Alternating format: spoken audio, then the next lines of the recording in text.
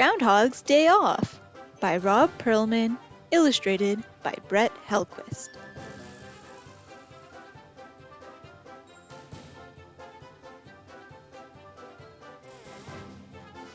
Every year, on one special day in February, Groundhog wakes up extra early. Crowds of people gather outside. Locals, tourists, even the mayor. News reporters with large microphones and big shiny teeth are waiting. Every year they ask Groundhog the same things. Are there going to be 6 more weeks of winter? Is spring around the corner? We want sun. Bring on spring. But the one thing they never ask Groundhog about is him. No, how are you feeling? No, have you seen any good movies lately? No, do you like mushrooms on your pizza? Not even, who does your fur? Groundhog has more to offer than the forecast, but that's what happens year after year. Well, not this year. Dear people, I am a groundhog with feelings and things to say, but all you care about is the weather. So this year, I'm going on vacation. You'll have to find someone new. Sincerely, Groundhog. P.S. I'm taking my shadow with me. Groundhog packed his robe, slippers, magazines, and shadow, and headed for the spa. The townspeople didn't know what to do. The mayor thought long and hard and finally announced, "We'll hold auditions for a new groundhog." Lots of animals wanted to try out for the role.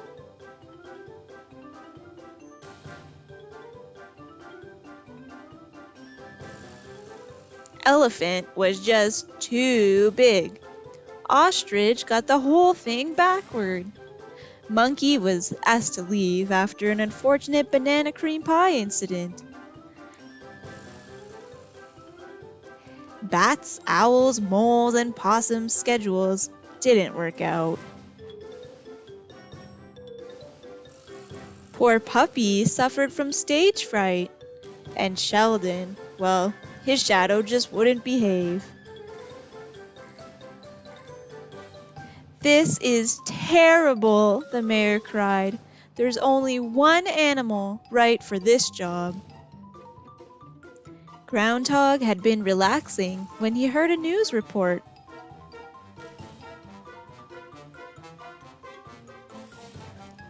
Nobody has Groundhog's flair for the dramatic.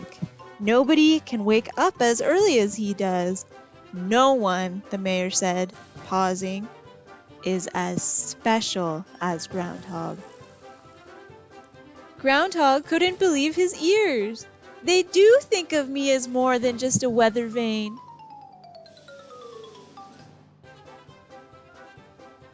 And with that, he threw on a towel and whistled for a taxi. "Take me home!"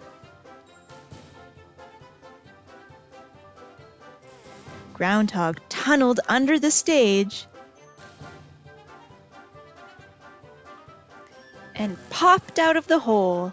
Ta-da!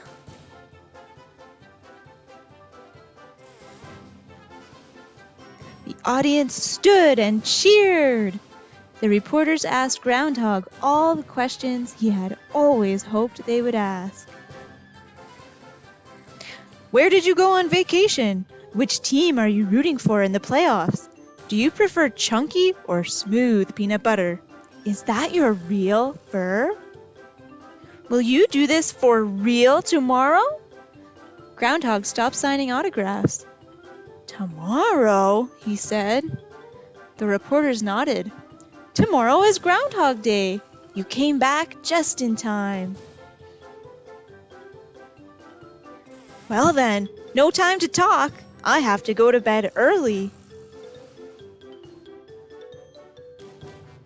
The next morning, Groundhog woke up extra early. He poured himself a cup of warm mint tea and peeked out of his hole. And this time, the reporters asked him about much more than the weather. What would we do without you? Bagels or donuts? What would you do with $1,000,000? Seriously, is that your real fur?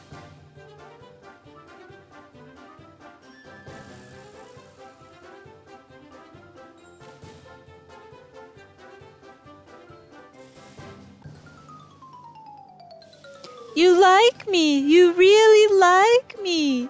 Groundhog said with a huge smile. He finally felt like everyone cared about him. He was very happy. That is, until he climbed back down into his hole.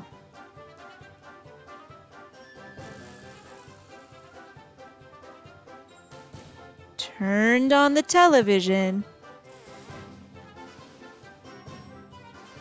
and saw that Bunny had hopped away. Auditions would be held in the spring.